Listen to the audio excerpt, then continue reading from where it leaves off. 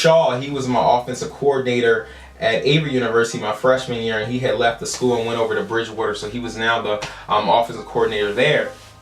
So that was almost felt like home. Me and have a great relationship, so it felt like home to come over there and be with him. So again, I was out of myself.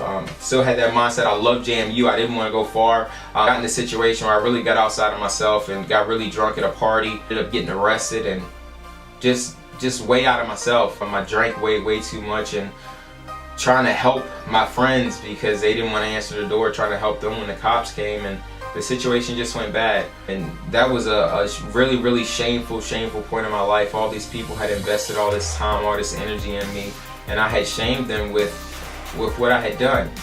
So even though I was kicked off the football team, I fought my way back, ended up being able to be on the last game of the season.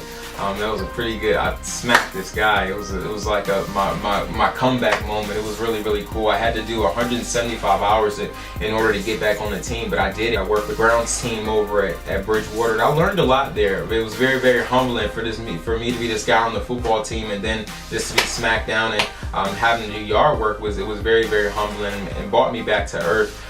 Seeing a guy named Randy Hooks, he was a counselor at Bridgewater, changed my life. He really made me face little Kevon again process. But if it wasn't for people like that, you know, I promise I wouldn't be here today. If it wasn't for people that were there to tell me, like, hey, you need to go back to some of those places, you need to face little Kevon, you need to tell little Kevon it's okay, you know, because as a man, we're taught to not really feel your emotions. You know, when you're crying, you know, what were you crying for?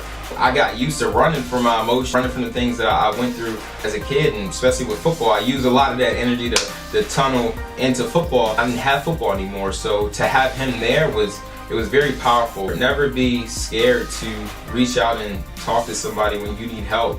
Now, unfortunately, it got to a situation where I was coping. You know, I started drinking, started doing all the stuff outside of who I was, and it got me to a situation of being arrested, getting the one thing I loved. My dream was to go to the NFL.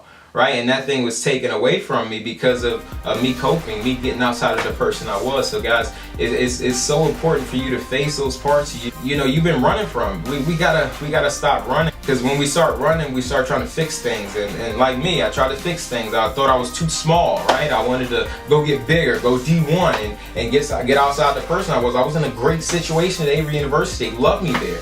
But because I thought that I needed to change, because I thought what was going on, I didn't want to face the things in my head. I wanted to run and cope with things. I got outside of myself and really got to a point of damage.